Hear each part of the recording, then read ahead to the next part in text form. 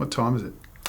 It's tabletop time! I'm Jazza. I'm Dave. And we have some very exciting stuff to share with you for the first time in a while. At the start of the year, I opened up a big announcement that we are developing a game. GATECRASH! We're going to talk in this video about a game that sounds like a finished game because in our minds it is, and we're working towards that. In reality, we have developed a bare bones prototype that we're going to be working from to build a full game, and this will take over a year and a half when it's in active development. So just want to say that up front so you know there's a context and your expectations are in a certain place. What is GATECRASH? Well, I'm glad you asked, Jazza. GATECRASH is going to be a tabletop MOBA where you control heroes in skirmish-sized games, and it's going to have LCG-like elements and a mobile app to help facilitate some of the awesome rules interactions we've got planned. Now, when I first announced GATECRASH those many months ago, there were only a few things I could say, and one of them was that it's a TCG. It's not a TCG. I didn't know the difference between TCG and an LCG. It's an LCG. You don't have to buy loads of boosters to be able to be more playable or competitive in any sense. It's really about the characters and the world you're playing in. And we in this video are gonna share for the first time quite a bit about the world that you're gonna be playing in. But before we get to that, the other piece of feedback that we got from that announcement was a lot of question marks around the whole app thing. So we thought up front we'd open up that conversation, address some of your concerns, and also share why this is a choice in the direction that we're going in. The fact is, if we tried to do everything we wanted to do without an app, it would be such a cumbersome and hard to learn game that would take up far too much table space and be interesting to a lot less people. We need to exchange steel and wood for more wood, but you can't get any wood unless you have the magical feather, in which case you do that in reverse. But if the Sword of Cthulhu is out, that negates the effects of the wood. What? We're aiming to trim down a lot of the tedious parts of game design and allow the app to make that as seamless as possible. All the hard work is hidden under the hood. And this means complex interactions, such as damage over time, healing over time, state-based conditions and triggers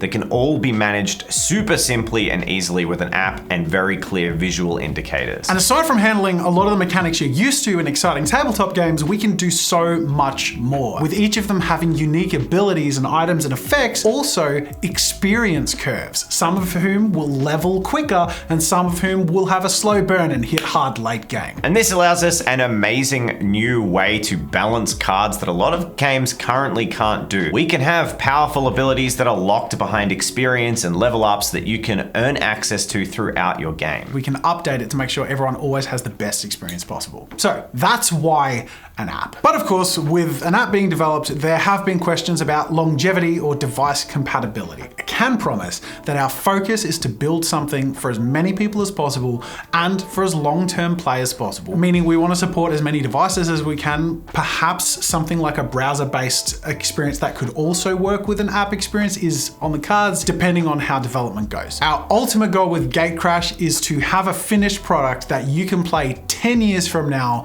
with your friend on the tabletop in the way that you're most comfortable with. So that's enough about like app and like addressing some of that stuff we've talked about. Let's address some of the stuff we haven't talked about yet. Let's introduce some people to the world of GATECRASH. So I thought it was worth mentioning that while we are creating awesome original art for GATECRASH, for the purposes of this story, we've actually used DALL-E 2 to generate a whole bunch of images to give us a bit of a concept or a mood board of what we're talking about. At the end of the day, we're on a budget. So we're doing all the concept art and everything that we can afford, but a little bit of help from AI to shape what we're trying to share with you is going to be really cool.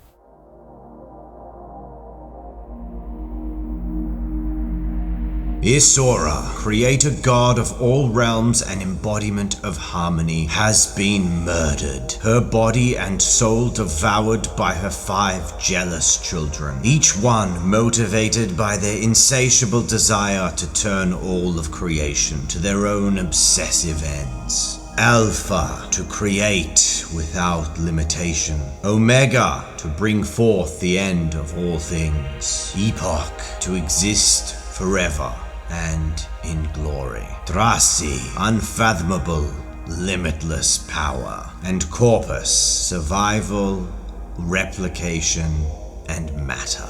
Unsatisfied with the fragments of power they had claimed from their dead mother, her greedy children turned their gaze towards the mortal worlds of Isora's creation.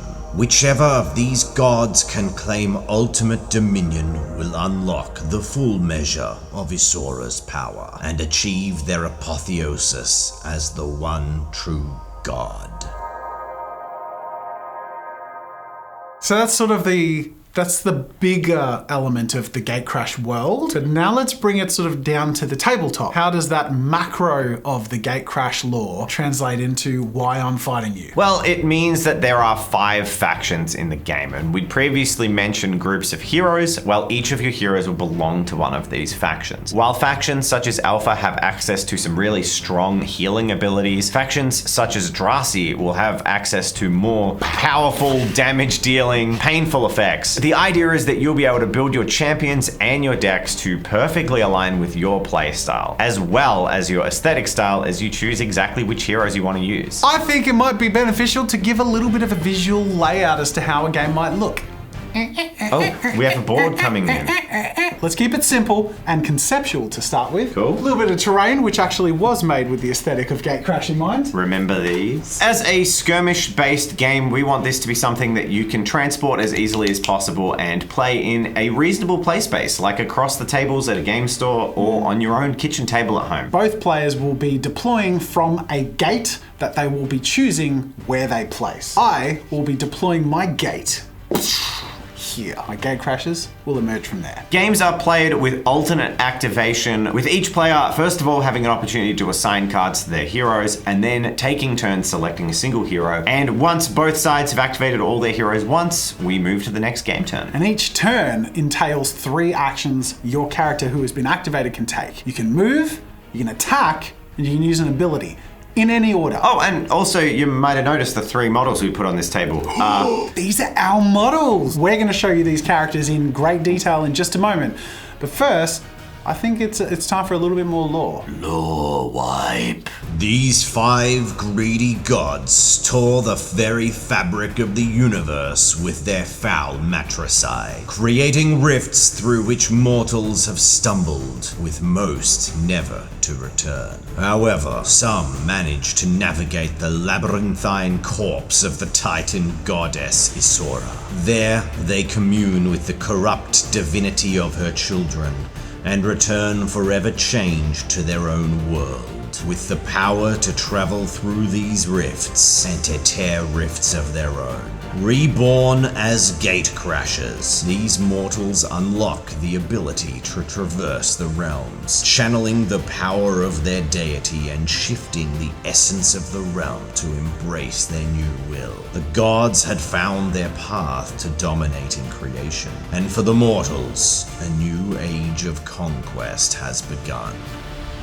Wow, I love those dramatic, story-driven segments.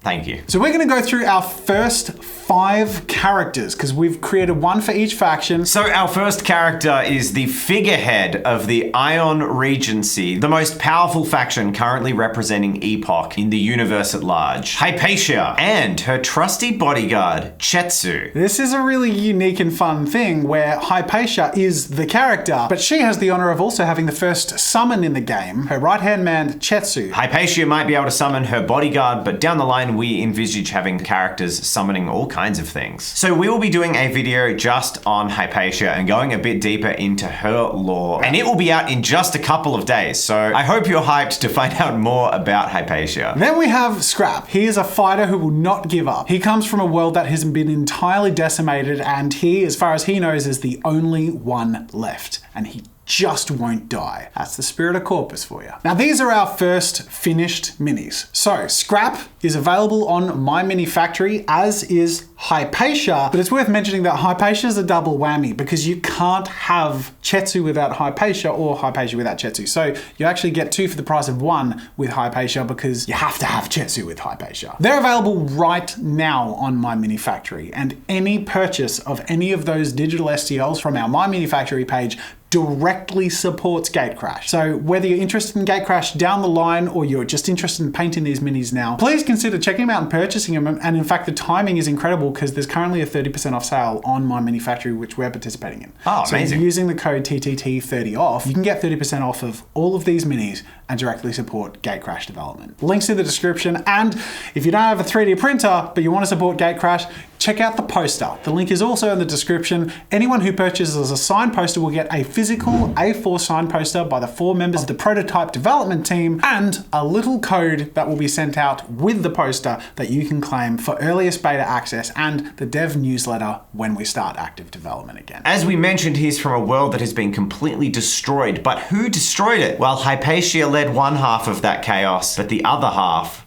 was led by the Ascendant. So the Ascendant has a lot going on, but at the end of the day, he is a power-hungry, all-powerful super being who leads a council of equivalently powerful Drasi beings, and they often find themselves in brutal and violent conflicts with the Ion Regency, Hypatia's faction. Next, and actually next up on the list to get a mini, is who we're calling Bone Harvester. We haven't locked in a name yet, but we've locked in his aesthetic and his freaking badass. Also, here's an image for scale compared to the minis that we actually have finished, Hypatia and Scrap. As you can see, Bone Harvester is our exemplar of how big we can go on our 40mm bases, and he's a big boy.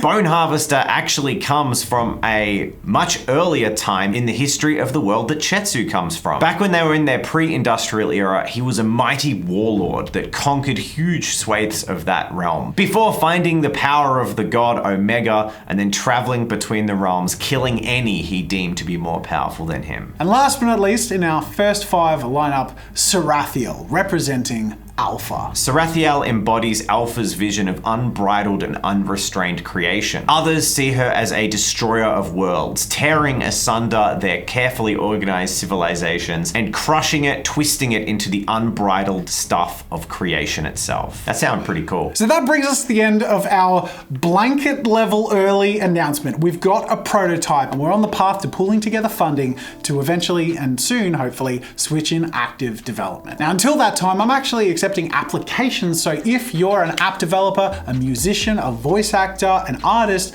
I'm interested in checking out your work, especially if you're local to Victoria or the Gippsland area or East Melbourne. There's an application page, no promises that we'll get back to you anytime soon, but it is an opportunity for us to open up a door for people who are really invested in our tabletop time ventures and want to be a part of this exciting project. All your purchases of things like the characters on My Mini Factory and the signed poster will continue to allow further development of the characters we've talked about today, such as Sarathiel and the Ascendant, and then after they're out, ones we haven't even mentioned yet. Links in the description. The poster and the minis on our My Mini Factory are a direct support to continue with that development. And you know who else has been a huge direct support to us? It's our patrons!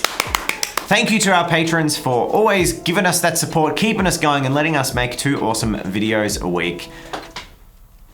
I never know where Billy's going to put them. You were looking under the mat? I'm trying to look everywhere. I never know where Billy's going to put them. They could could be under here. And for our patrons, we will be sharing some extra and early information with you first. So if you're keen on supporting not only our videos, but the development of GATECRASH, consider joining our Patreon. We'll be adding a special GATECRASH channel to our Patreon exclusive Discord, so you can all talk about it there and we can get hyped with you. All right, thank you all so much for watching.